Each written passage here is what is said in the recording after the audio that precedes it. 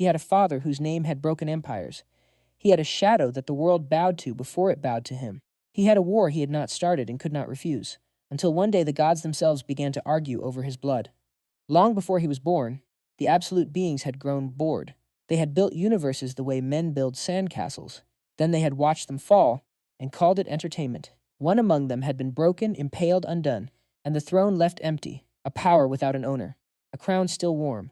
They gathered, those terrible watchers, around a chessboard older than time, and they agreed in a single black voice on a single black rule. It would belong to whoever claimed it first. Then they leaned forward in their thrones and waited for the game to begin. On a small blue planet, a boy was sharpening a pencil. He did not know the gods were watching him. He did not know that he was already a piece on their board. He only knew that his father was a legend, and that somehow, that was the heaviest thing in the world. This is the story of the boy beneath the monarch's shadow. Years before his first breath, the sky had cracked open. Gates had appeared above cities like wounds the world refused to heal. Monsters had walked out of them. Streets had burned. Buildings had fallen. Mothers had screamed names that would never answer. And then, almost in apology, the universe had given humans a gift. Awakeners, hunters, men and women born with the strength to fight back. Among them all, one had risen highest, a man whose shadow obeyed him. A man the dark itself called king. They called him the Shadow Monarch. They called him Sung Jinwoo. By the time the gates fell silent, he was already death, and in a quiet apartment a boy was painting. His hand was steady. His eyes were not. He was the son of the man who had saved the world, and the only one in the family who could not awaken. They had tested him at 6. They had tested him at 10. They had tested him at 15, and every time the verdict was the same. Unawakened, ordinary. A boy carrying a name too large for his shoulders. The world thanked the hunters in song. But somewhere in the quiet, a worry had begun to grow. What if peace did not last? What if the gates were not finished with them?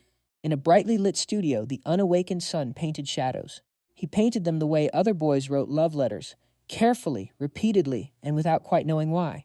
He told no one about the dreams that resembled a game, the dreams where he reached for a sword too heavy for his hands, the dreams where his father's voice spoke from somewhere just behind the sound of his own heartbeat. His mother whispered his name like it was a wound she could not close. Suho, she said, sometimes only that, as though the word itself were a promise being broken. In the family photo on the wall, 3 faces smiled. In the present, only one of them was still home. Sung Jinwoo had gone to war again, a war the world could not see, a war fought beyond the sky, in places the gods had forbidden, and the boy beneath the monarch's shadow stayed behind and waited and drew and learned the slow, humiliating arithmetic of being the famous son of a man who was almost a god. The bullies came, as bullies always do, in the year before the world began to end. They came in suits. They came with smug mouths and borrowed power. They came because they had heard that the Shadow Monarch's son could not fight, and they wanted to find out if it was true. The red-haired one smiled the way only cruelty smiles. He had been an awakener since he was 14. He had been a coward since he was born. He told the unawakened son that famous fathers did not make famous sons, and then he threw the first punch. The boy beneath the monarch's shadow tasted his own blood for the first time that day. He did not cry. He had a name to protect. He had a father to not embarrass. He had a mother whose face he could already see disappointed if he came home with tears on his uniform. So he stood up. He stood up the way the unawakened always stand up, slow, stubborn, and alone. The red-haired boy laughed. Blue fire crackled around his fist like a promise, and then the world changed in a way no one in the classroom understood. Because somewhere, in a sealed wing of the Hunters Association, Sung Jinwoo opened his eyes. He had felt it. He had felt his son's blood, and every shadow within 10 kilometers of that classroom began to move. The red-haired boy never finished his second punch. Something walked into the room without opening the door. Something with a calm face and very tired eyes. The schoolgirls turned away. They would not remember what they saw. The red-haired boy would for the rest of his life. And the boy beneath the monarch's shadow felt, for the first time, the precise weight of his father's love. It was the weight of an apology that arrived too late. The weight of a king who could only protect his son by being absent. That night, in his room, the unawakened son did not sleep. He stared at the ceiling and wondered, for the first time in his life, what it would cost to stop needing protection. 2 years would pass before the answer came for him. 2 years of art studios and sketchbooks and parents whose smiles never quite reached their eyes. 2 years of watching the news and counting the gates that closed and trying not to think about the ones that did not. And then, one ordinary morning, the boy walked into the city, and the city had a gate in it. It was a D-rank gate. The newscaster said so. The barricade said so. The board officer with the megaphone said so. Everyone agreed it was nothing to worry about. Everyone was wrong. Something inside that gate was not on any record. Something had been waiting 2 years for this exact morning. The unawakened son felt it before he saw it, a pressure behind his eyes, a taste like old iron. The dream he had not finished, finishing itself in his chest, and then the gate opened the wrong way. Monsters came out of it that should not have existed in a D rank. Hunters fell who should not have fallen. Civilians ran in the wrong direction and learned the worst lesson of all, that the world the Shadow Monarch had saved was not quite finished saving. The boy beneath the monarch's shadow stood very still in a street that was beginning to burn. People he did not know died around him. People he did know would have wanted him to run. He did not run. He picked up a fire extinguisher. Yes, a fire extinguisher. It was the only weapon his unawakened hands could hold, and he walked toward the monster the way his father once walked toward the dark, slowly, calmly, without quite knowing why. The monster did not understand what he was. Neither did he. The first blow drew blood from him. The second blow drew something else.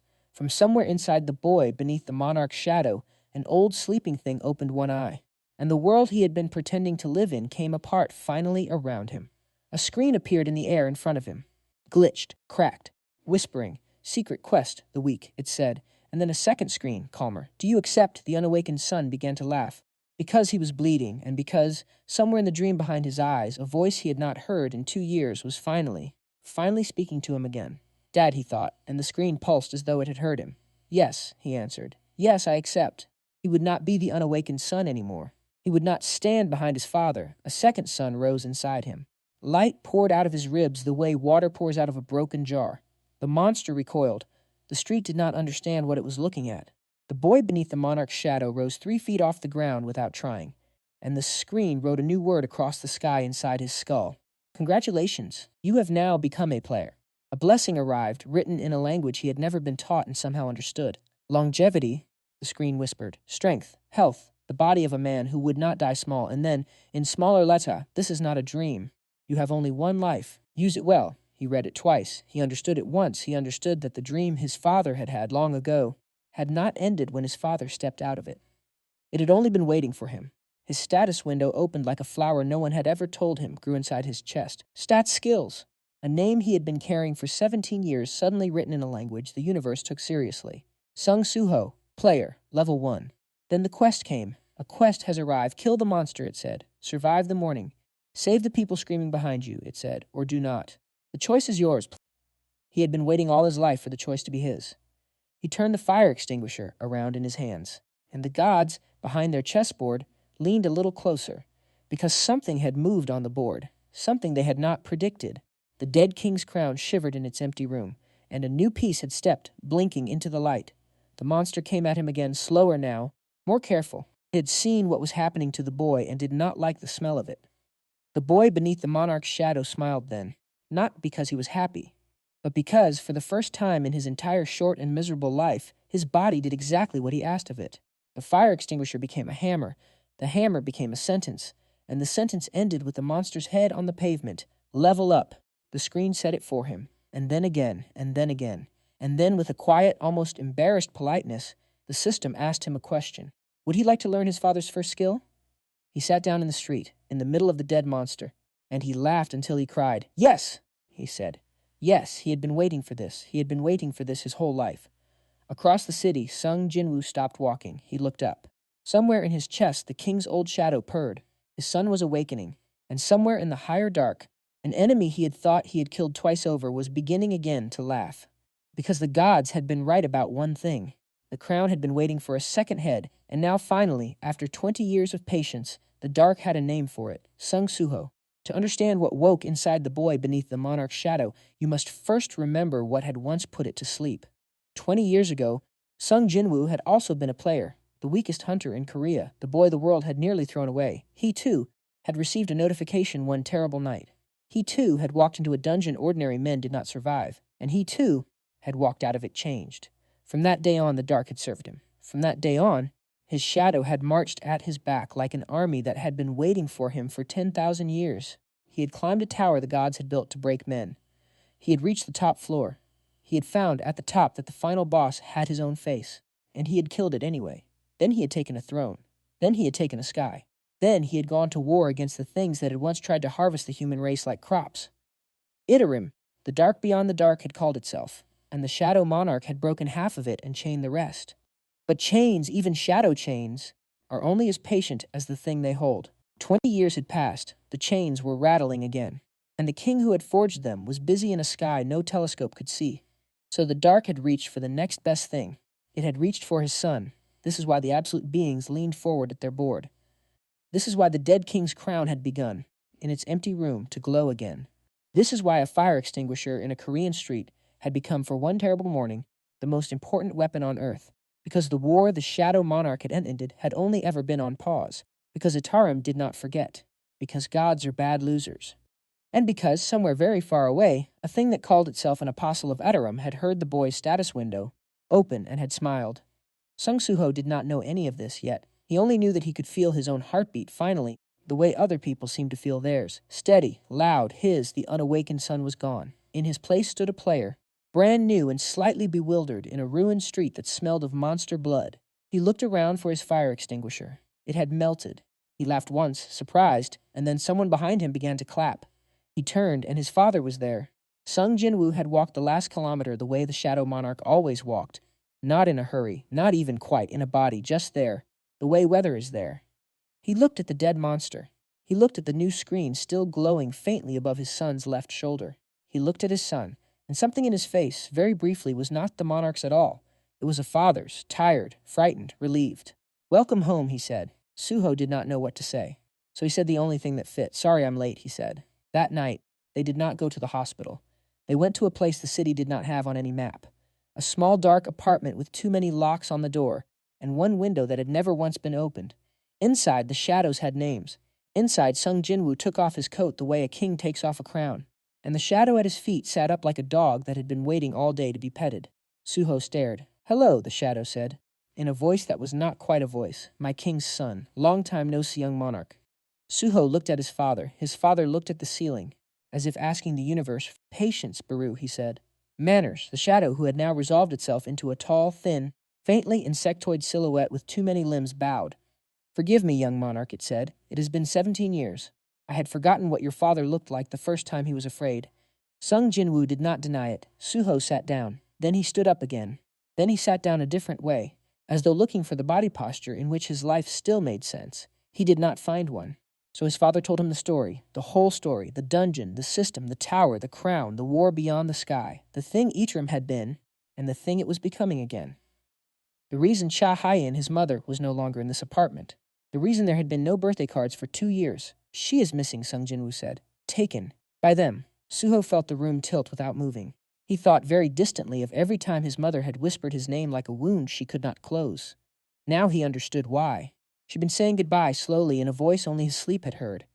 "How long?" he asked. "Long enough," his father said, "that I cannot do this alone anymore." And then Sung Jinwoo did something the Shadow Monarch had not done in any record on any continent since he had taken his throne. He asked his son for help. Suho swallowed. His mouth was very dry. His new status window was hovering, polite, just behind his right ear. The vow came to him without warning the way vows do. He would not live in his father's shadow. He would become it. He said the second sentence out loud by mistake because his throat had simply decided that the time for hiding was over. His father did not smile, but the shadow at his feet did. "My king," Baru whispered. "The boy has the same voice as you did the night you decided." Sung Jinwoo closed his eyes for a long second. When he opened them, he was not a father anymore. He was a teacher, and he said only one thing. "Then let's level up." There were keys, Sung Jinwoo explained, that opened doors no master key in the human world had ever heard of. There were dungeons that lived inside shadows. There were trials his father could not take for him, because the throne the Shadow Monarch had built had room for 2. But only if the second man could prove that he had walked himself alone. To its base, the key he gave Suho was warm. It was not metal. It was not glass. It was something the boy beneath the monarch's shadow had only ever drawn in dreams. "Stick it into your shadow," his father said. Suho looked down at his own shadow on the apartment floor. It looked back. He understood then that he had never really been alone.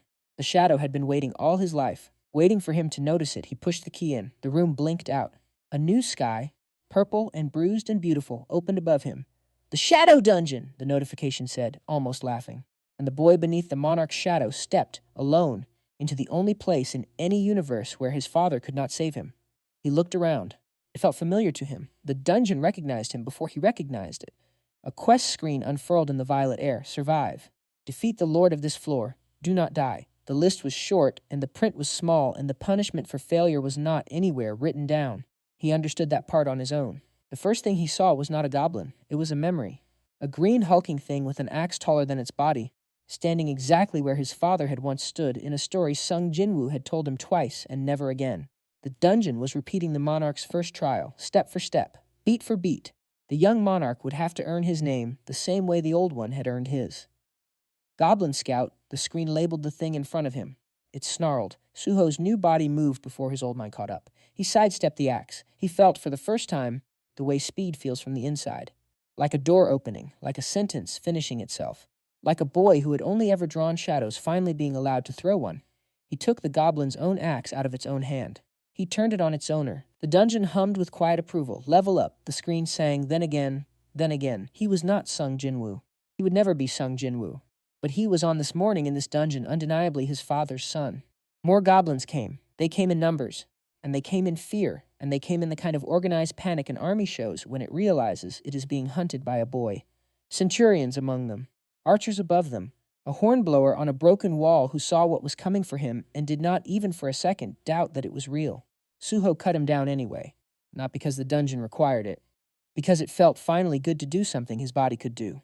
That was a frightening thought. He filed it away for later. What impressive adaptability, the system murmured, in a voice that sounded vaguely impressed and vaguely concerned. The young monarch did not pause for the compliment. He was learning in real time the precise grammar of his father's first weapon, footwork, breathing, the cold, gentle place behind the eyes from which Sung Jinwoo had always fought. Suho had been an artist his whole life. He understood suddenly why. Combat was just composition with consequences, geometry that bled, and he had, the screen confirmed, an instinct for it that the dungeon had not in 19 years met before. However, the system added, the apostles of Ichiram are invading Earth. There is no time for the gentle education his father received. The young monarch's power will illuminate the world, or the world will go dark. Choose, the screen said, and then it added, almost kindly, in smaller type beneath, there is no real choice. There was never going to be. Suho closed his fingers around the goblin's stolen axe. He was the boy beneath the monarch's shadow, and he was in this exact second beginning to understand what that meant. It meant his mother was missing. It meant his father was running out of time. It meant the war that had eaten Sung Jinwoo's first life would now also try to eat his second. Unless somebody who shared the monarch's blood, but not yet the monarch's exhaustion, stood up. He stood up. The next room had no goblins in it. It had a beast. Steel-fanged, four-legged, taller than the broken roof above it. The first lichen his father had ever fought. A boss the original Sung Jinwoo had nearly died beneath. Suho understood almost immediately that the dungeon did not believe in fair tests. He was 19 days old as a player. This thing was older than the country. It looked at him and did not see a sun. It saw food. It came across the floor like an avalanche with teeth. Suho rolled out of its path. It felt the wind of it crack ribs he did not know he still had. He landed badly. The status window in his peripheral vision turned an unfriendly red. And the young monarch realized for the first time what dying actually felt like. It did not feel like the dreams. It felt like cold water inside the lungs. Get up, said his father's voice in his head, from very far away. Not as a king, as a father. Get up, Suho. And the boy beneath the monarch's shadow got up. He did not have his father's army yet. He did not have his father's experience. He did not even properly have his father's name. What he had was an axe, a fractured rib, and a stubbornness that was by now several generations deep. It would have to be enough. The beast circled him. He circled it. Something inside him said very quietly, "Ask." So he asked his shadow, and his shadow, for the first time in his life, answered. It pulled itself out of the dungeon floor. It stood up to him, vague and thin, and entirely his own, and it bared teeth he had not known shadows could bear. The beast hesitated, because the dungeon had read the room, because the system had understood, faster than Suho had, exactly what he was, Sung Jinwoo's only heir, and the second man in all of history with whom shadows had agreed to march. Together they hit the beast, Suho high, the shadow low. The lichen went down the way mountains go down, very slowly and then all at once. You have defeated the steel-fanged lichen, the screen said, with what felt almost like a sigh of relief. Then more quietly, do you want to recruit it? Suho looked at the corpse. He thought about what his father would do. Then he thought about what he himself would do. They were, he noticed, no longer the same answer. Yes, he said, and the beast rose. Not flesh anymore. Shadow, it bowed to him. The way old things bow when the new thing has earned its respect. He had a soldier now. He had also a name. The system whispered it almost shyly. The young monarch. Suho repeated it out loud in the empty dungeon with no one there to hear. It did not sound like a borrowed crown. It sounded like a description. It sounded like something that finally fit. The dungeon released him then. The purple sky folded itself politely back into the apartment ceiling above him. His father was waiting. Sung Jinwoo did not say well done. He said again. So they did it again. Day after day after day. Dungeons inside shadows inside dungeons. Suho fought goblins. Suho fought lichens. Suho fought things his father had never named because his father had been the first man to kill them. He leveled. He bled. He leveled. He bled. He leveled. He learned that he could survive things that the day before would have killed him. It was the kind of education that does not exist on any campus. It was the kind of education a king gives a son in the years before a war. In between, he saw his real life only in fragments. A classmate's birthday party he half attended, an art project he half submitted, a girl who asked if he was all right, and to whom he could not give an honest answer in any of the languages he knew. The world above the apartment was beginning to notice him. Reporters had spotted Sung Jinwoo coming and going from a building no public record listed. The Hunters Association began to ask questions. Other guilds began to whisper. The Shadow Monarch had a son they had thought was a civilian. They were learning slowly that he was not. Some of the whispers were curious. Some of them were jealous. A few of them were the kind of quiet that meant somebody, somewhere, was already drawing a knife. The boy beneath the monarch's shadow felt all of it. He did not flinch, not anymore. Then the first attack on the city came, and it did not come for the city at all. It came for him. It came at night, in a school corridor he had walked 100 times. Goblins, the new kind, the kind that could speak. They had come up from below the city. Through pipes the gates had not been recorded on. They had come because someone had told them where to find the young monarch. Suho killed them in the corridor. He killed them in the stairwell. He killed them in the courtyard where 2 years ago a red-haired boy had once promised him a beating. He killed them without breaking his pace. And then he stood in the courtyard, and he looked at the dead, and he listened to his own breathing, and he understood that something inside him had shifted permanently. He was not afraid anymore. That was the part that frightened him. He went home. His father was already at the door. They didn't send goblins to kill you, Sung Jinwoo said. They sent goblins to measure you. Now they know what they are dealing with. Suho asked the next question without wanting to know the answer. So now what? Now his father said they send something bigger. It happened a week later in broad daylight, in the middle of Seoul. A man in a dark suit who had not been a man, who walked through a glass tower lobby the way you might walk through tall grass. And the people who had been in his way ceased to be in his way.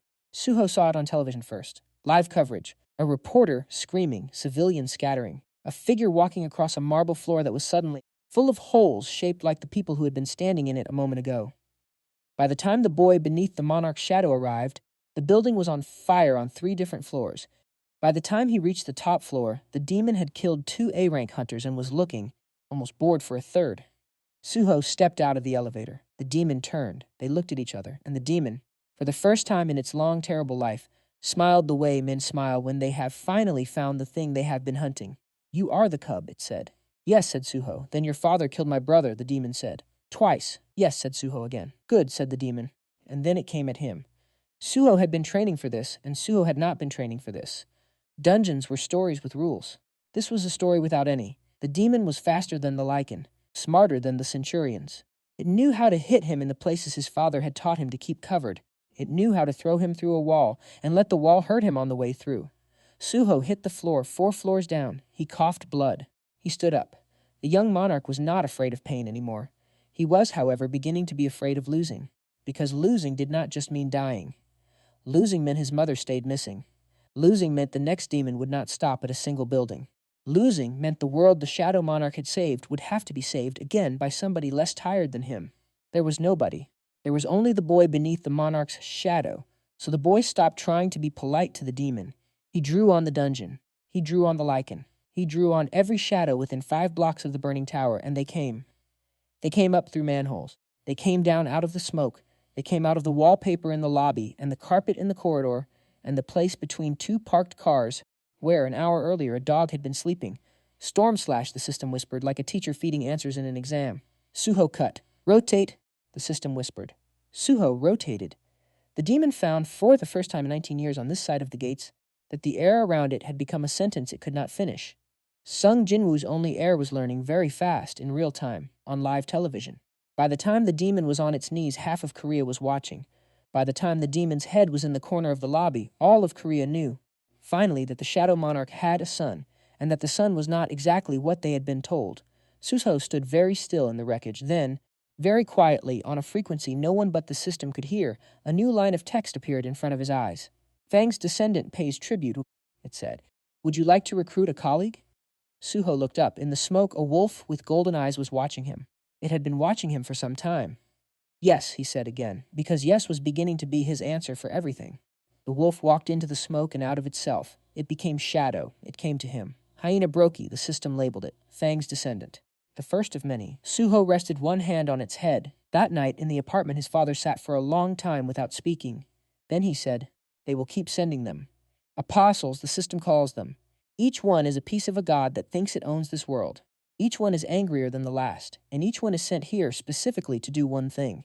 Kill the Shadow Monarch. Or, his father added, almost as an afterthought, the next best thing. Suho understood what the next best thing was. They were still talking when the building shook. Not from outside, from above. Something had opened a gate inside the sky over Seoul. Not a D rank, not even an S. Something that did not technically have a rank. His father was at the window in one step. Beru was at his shoulder in less, and the second son in Suho's chest. The one that had only opened that first morning began for the second time in his life to glow. He went up to the roof. The apostle came down through cloud on wings made of geometry.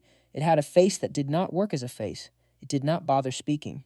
It simply pointed at the apartment behind them, in which Cha Hyun's photograph stood on a sideboard, and it laughed. She is screaming, the apostle said in a voice the air did not want to carry as we speak. Sung Jinwoo went still, the kind of still that in any other man would have been called calm. In him it was the worst kind of weather there is. The apostle came at him, and the boy beneath the monarch's shadow, very calmly, stepped in front of his father. Not today, Suho said. Sung Jinwoo did not move. Sung Jinwoo, in fact, almost smiled. Then he stepped back exactly half a step and let his son fight. It was the greatest gift the Shadow Monarch had ever given anyone. Suho did not waste it. He cut the apostle 3 times before it understood that it had been cut once. He drove it off the roof. He chased it down the side of the building, his shadow charmy boiling along beneath him. He fought it in midair, on the side of a skyscraper, while Seoul filmed the whole thing from below on 20,000 phones at once. Storm slash, the system whispered. Rotate. Ruthless, and that was a new word he had not been taught. He used it anyway. The apostle landed at the foot of the building in 7 pieces. 3 of the pieces were still alive when they hit the ground. Suho landed beside them, knelt down, and finished the job with the careful patience of an artist signing his own painting. The crowd around him did not cheer. They did not have the vocabulary for what they had just seen. They only stared, the way humans have always stared at the man who has just walked, alive, out of a sky that was supposed to kill him. Suho looked up. Through the smoke on the rooftop he had just left, his father was watching. And the Shadow Monarch, for the first time in 20 years, was crying. Not because he was sad, because the war he had been carrying alone for 2 decades had finally become a war with 2 soldiers in it. The second king, the Darkwood Crown, was alive, and the war at last could begin to be fought on level ground. That night, the news did not talk about anything else. Korea had a new face, not the Shadow Monarch's, not yet. A face that looked, on television, almost embarrassingly young. They debated him on 3 continents. They debated him in cabinet meetings he would never be invited to. Some called him a weapon. Some called him a son. Some more quietly called him a hostage. The Hunters Association, which had been very polite to his father for 20 years, suddenly had a great deal of opinions about how Sung Jinwoo had been raising his only heir. Sung Jinwoo, who had once broken a continent with his shadow, did not deign to reply. He left the talking to the people whose job it was to talk. He left the strategy to the people whose job it was to strategize. And he took his son into the kitchen, and he made him eat properly for the first time in 3 weeks, and he said something only a father could say. You're doing well, he said. Suho put down his spoon. He looked at his father, who was after everything just a man at a small wooden table. Then where is she, he said. Sung Jinwoo set his own spoon down. They had not eaten more than 3 bites between them. I don't know exactly, his father said. But I know who's holding her. I know the name of the floor of hell they took her to. And I know the door is opened by something only Itarim has. Something we have to take from them. How? Suho said. His father was quiet for a long time. Then he said, by being the kind of monster, in their language they have to come and look at. By making ourselves the worst news of their week, so that they show up, so that we follow them home. Suho understood then why his father had given him the shadow dungeon so early, why the system had been told to skip the gentle education. Why the boy beneath the monarch's shadow had been thrown, at 17, into a war his father had not seen until he was 23, because the alternative was a wife and mother still screaming, and neither of them was willing to live another year inside that arithmetic. The solo-leveling Ragnarok title burned for a moment behind Suho's eyes like a brand he had not asked for and then was gone. In the morning, they went hunting, goblins first. Idarim's foot soldiers had been sneaking back through the gates the Hunters Association had not yet learned to detect.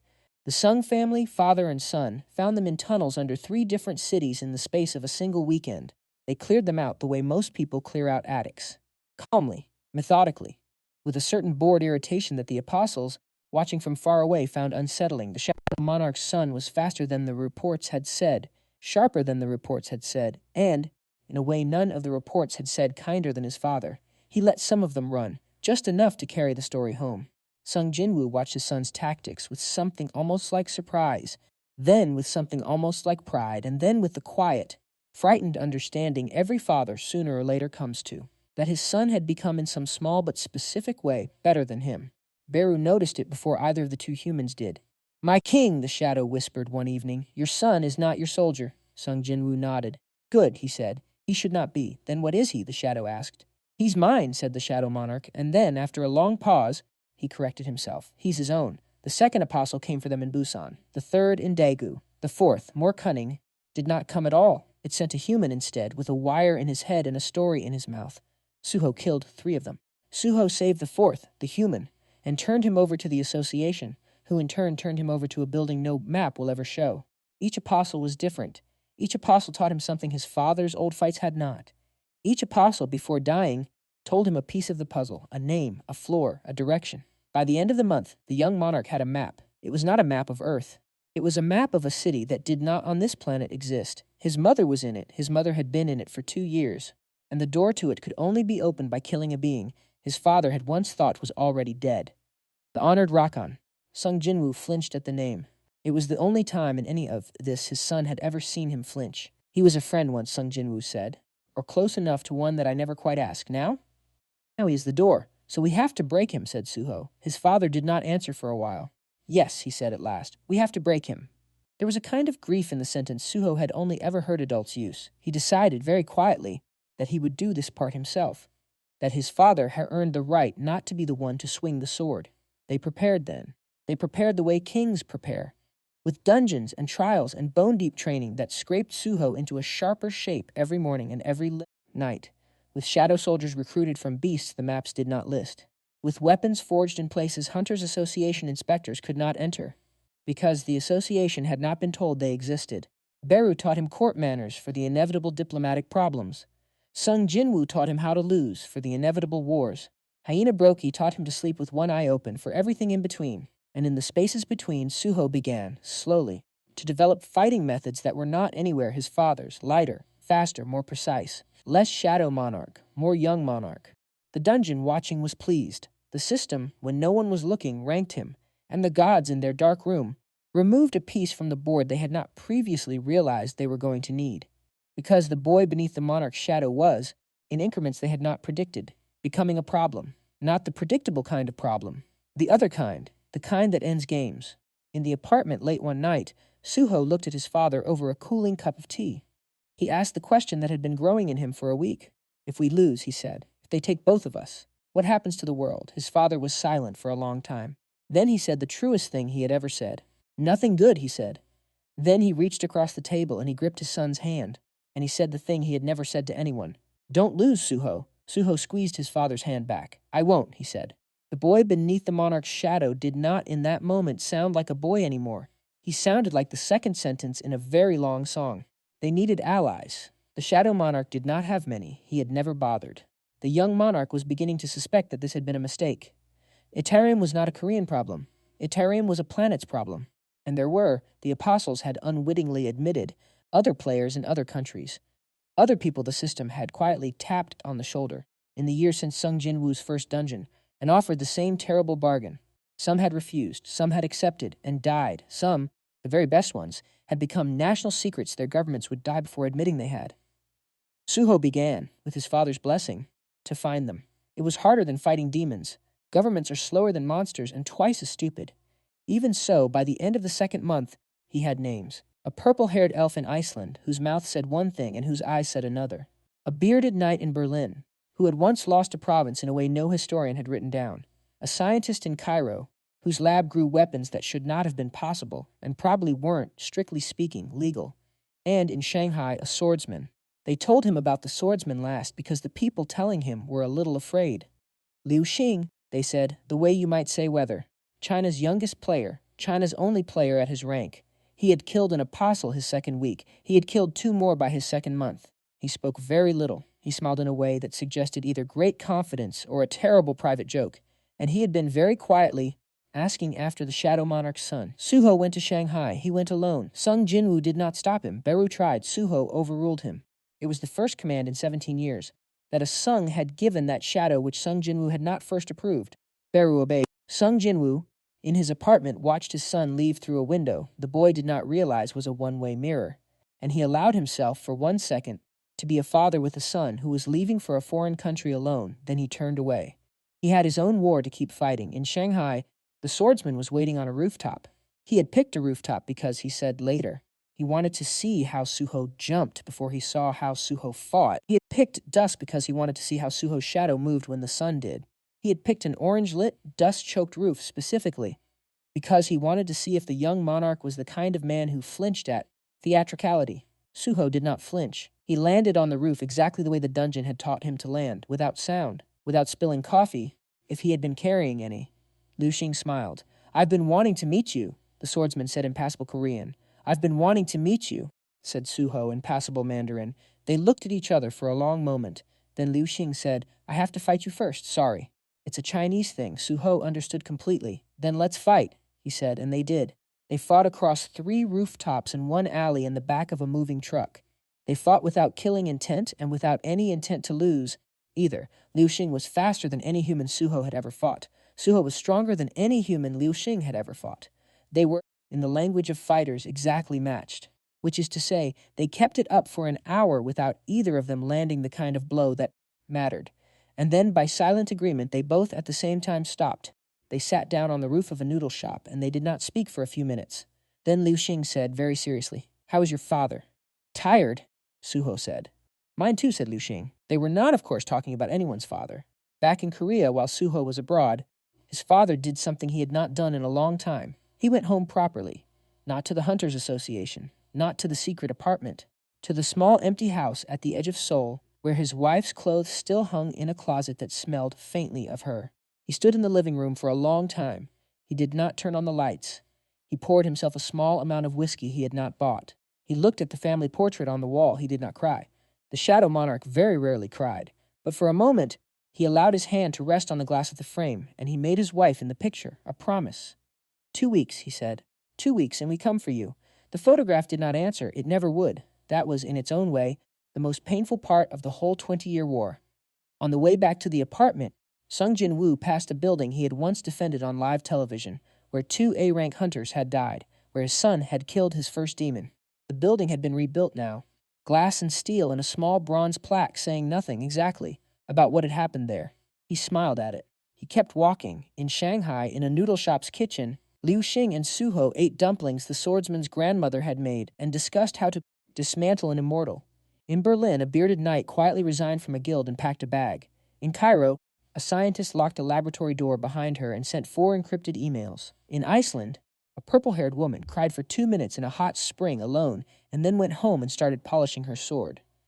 The young monarch had not, technically, formed an alliance yet, but the alliance had begun without paperwork to form itself around him. Sung Jin-woo, when Suho returned to Korea, said only this: "You did better in 2 weeks than I did in 10 years. Suho's looked away. "Because," he said, "you taught me what 10 years of doing it alone looked like." And I decided that the lesson had taken. The Shadow Monarch did not have an answer for that, so he made his son tea instead. They drank it in silence. Then Beru cleared his throat, in a way only Beru could clear a throat he did not properly have. "My king, young monarch, we have located Rakan." They put the teacups down. That was the end of the quiet part. From here, the story does not slow down again. The honored Rakan lived in a place that did not technically exist on any map, beneath the Huanho mountain, in a chamber sealed for 1,000 years by promises Sung Jinwoo had made to a king who had been dead for most of them, the promise had been. I will not come for you while you sleep. The promise had not been. My son won't. They flew there at dawn. They walked the last mile. It was a courtesy, awake on legs. Liu Xing flew in from Shanghai by morning. The bearded knight came by night. The purple-haired elf arrived on a wind nobody else could feel. The scientist did not come in person. She sent instead a weapon. It looked like a glove. It was not a glove. It would be, in a few hours, the only reason any of them lived. They walked into Rakan's chamber together. 5 players, 1 shadow general, 1 shadow monarch, and 1 boy beneath the monarch's shadow, walking, of all of them, slightly in front. Because his father had asked him to. Because Baru had insisted. Because Liu Xing, somewhere on the road, had said the thing none of the others had quite dared to say. This is your war now, the swordsman had said, so lead it. Suho led it. Rakan met them at the center of the chamber, in a body that was not quite his own anymore. Itarim had reached him too. Of course it had.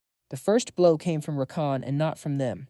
He hit the bearded knight with a spear that had been forged in a metal earth did not produce. The knight took the spear through his shoulder. He laughed. He'd been waiting 20 years for a wound, Azast. Then he swung his axe. Rakan deflected it the way a man deflects a butterfly, and the room understood then how badly it had been underestimating its opponent. Liu Xing came in from above. The elf came in from the side. Baru and his soldiers came up from beneath the floor. Sung Jinwoo stayed back as agreed, because he was the bait. Rakan wanted more than anything the Shadow Monarch on the floor, so Sung Jinwoo offered to be on the floor, and while Rakan was looking forward to that, his son cut him from behind. It was a clean strike. It should have ended it. It did not. Rakan turned around very slowly and looked at Suho the way an uncle looks at a nephew who has finally done something that mattered. So the cub does bite, he said. Suho did not answer. He was too busy not dying. Rakan's spear moved faster than the dungeon had ever moved. Liu Xing caught it on a blade only Liu Xing could have called a blade. The elf shot something out of her bow that should not have been arrow-shaped. The knight, bleeding, swung again. Beru's army climbed Rakan like ants on a column, and Suho, in the center of all of it, found, somewhere inside himself, the third sentence in a song he had only ever sung twice. He cut Rakan again in the chest, then in the leg. Then in the arm holding the spear, Rakan staggered. Itarim, inside Rakan, screamed in a language no one in the chamber should have heard, but somehow all did. It said, not the cub. It said, not before the father.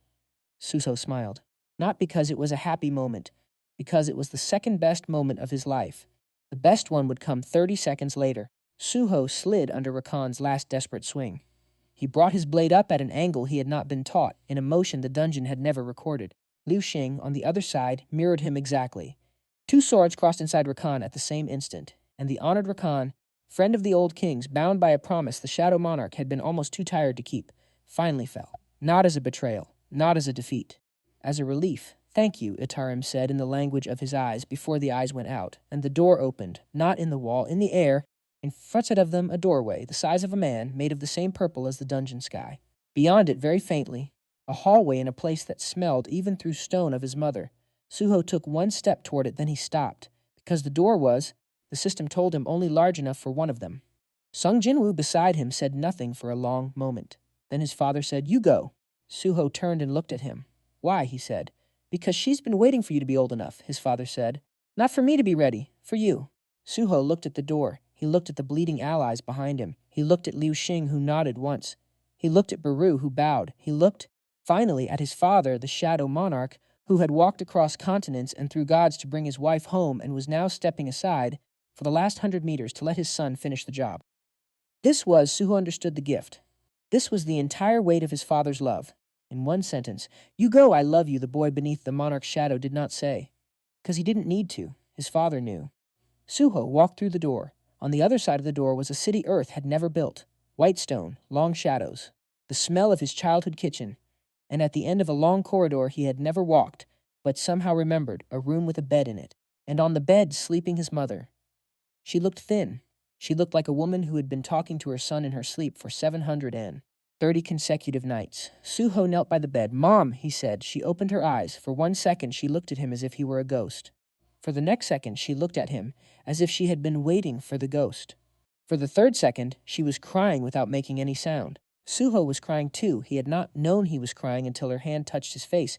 She said his name, properly, the way it had been said when he was small. Suho, Suho, Suho, as if making sure he was real, as if making up for 2 years of saying it into a pillow.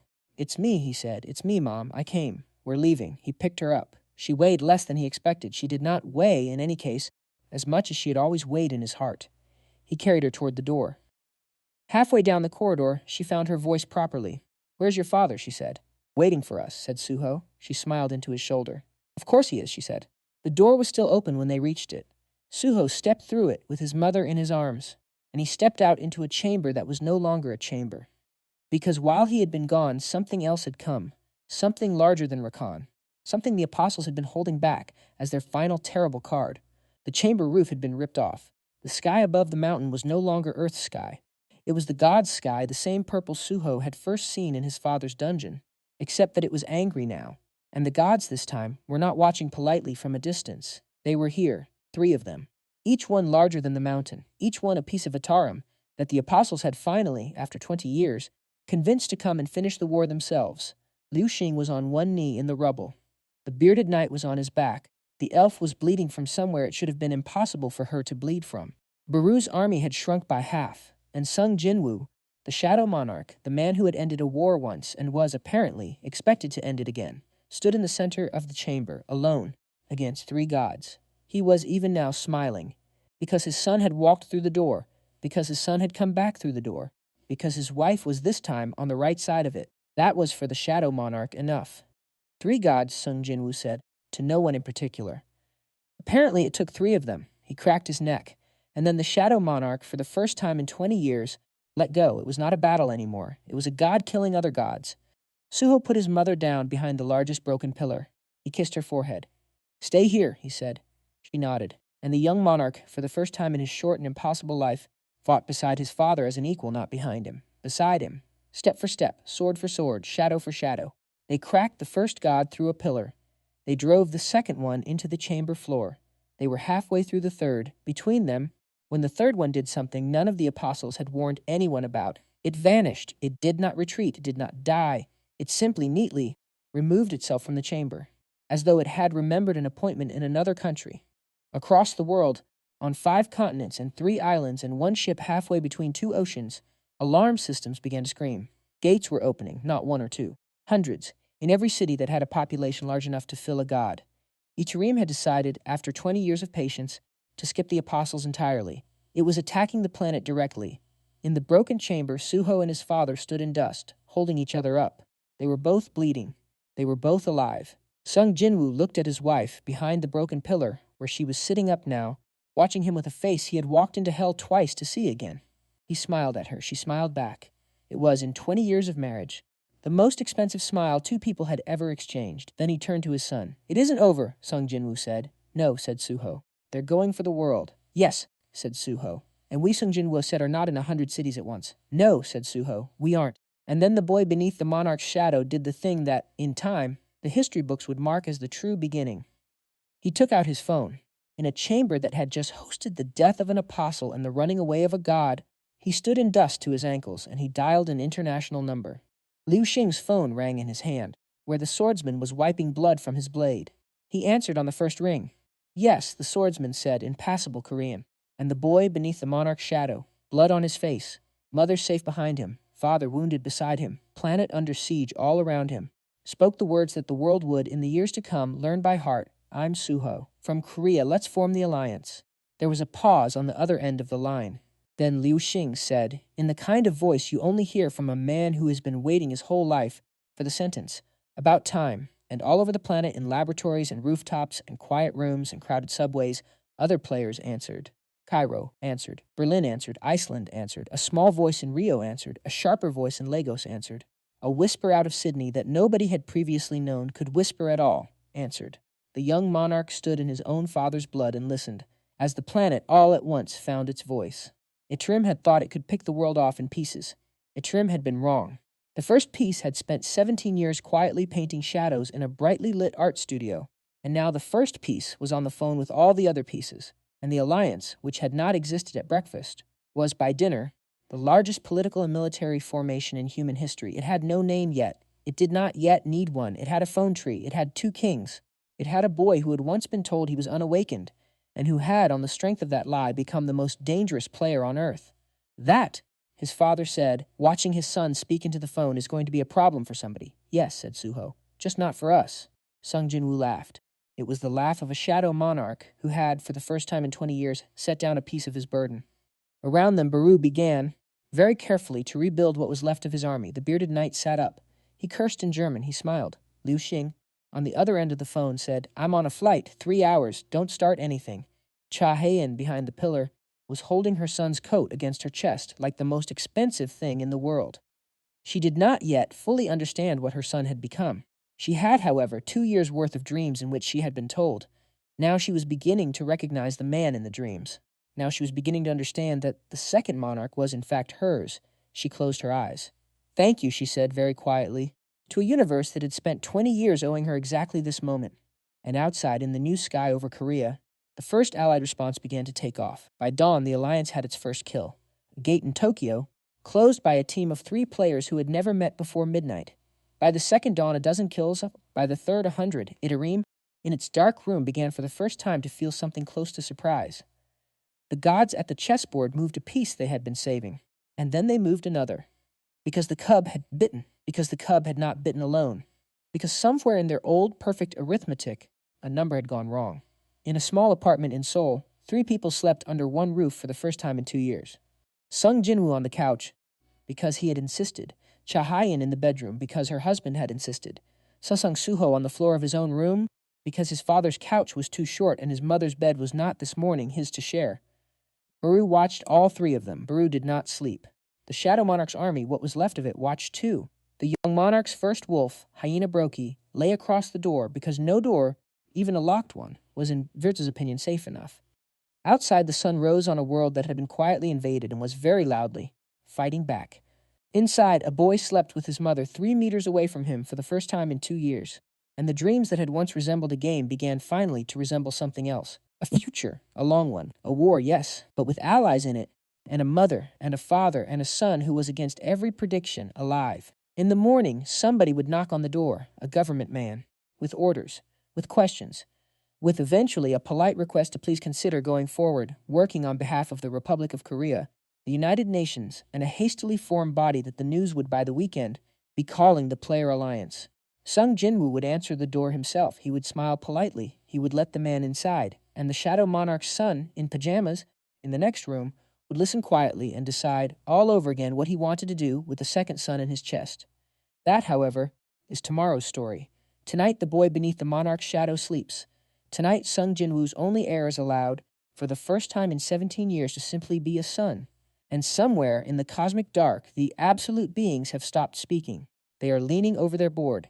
They are looking very hard at a single black square they had not previously considered important. There is a piece on it, a new piece, smaller than the king, faster than the king, carrying somehow both of the king's crowns at once. It is moving across the board the way no piece they have ever designed moves, not predictably, not alone. And the gods, those terrible old gamblers, do something they have not done in 10,000 turns of the wheel. They lean back from the board, and they begin very quietly to disagree among themselves. This was not, one of them says, in the rules. The rules have not been broken, another answers. They have only, possibly, been outgrown. They turn, all of them at once, toward the small blue planet at the edge of the board. They look at the city where the boy sleeps. They look at the apartment where his mother sleeps. They look at the couch where his father sleeps. Finally, the way a father is supposed to sleep, within arm's reach of the people he loves. And the gods do something then that the absolute beings have, in all of recorded existence, only ever done twice. They acknowledge a piece. They give it, in the language of pieces, a name. Heir to the war that broke the heavens, they call him. The second king the dark would crown. The boy beneath the monarch's shadow. And then, all together in a silence that is not silence, but the absence of any disagreement at all, the absolute beings do the unthinkable. They sit back down, and they wait. They wait to see what he does next. Because for the first time in a very long time, the gods are not themselves sure. And in Seoul, in a small apartment, the dawn comes. The kettle whistles. 3 people sit at one table. 2 of them have killed gods. The third pours tea. And the boy beneath the monarch's shadow looks up at his parents with a face that is finally completely his own. So his mother says very gently, putting down a cup, "Tell me everything." And Suho smiles. "Where do you want me to start?" he asks. "At the beginning," she says. So he does. He starts at the cosmic chessboard. He starts at his father's first dungeon. He starts at a fire extinguisher in a Seoul street. He tells her, in pieces, the entire ridiculous, terrible, miraculous story. And while he tells it, the world outside slowly stops shaking. And while he tells it, his father, the Shadow Monarch, listens like a man hearing a song he has never heard before, even though he is in it. And while he tells it, his mother, who has been gone for 2 years, holds his hand on the table and does not this time let it go. This is, the gods agree, an interesting move. This is his father thinks, my son. This is Suho thinks only the beginning, because Iturum is wounded, not dead. Because 3 gods are not all the gods, because somewhere, a piece they have not yet shown is still waiting to move. And the boy beneath the monarch's shadow understands, on his mother's couch, with tea in his hand and family in his lungs, that the war is just beginning. He smiles anyway, because for the first time in his life he is not facing it alone. And tomorrow, when the phone rings, he will pick it up, and the Alliance will answer. And the second king, the dark-crowned, will, finally, stand up to meet the dark on his own terms.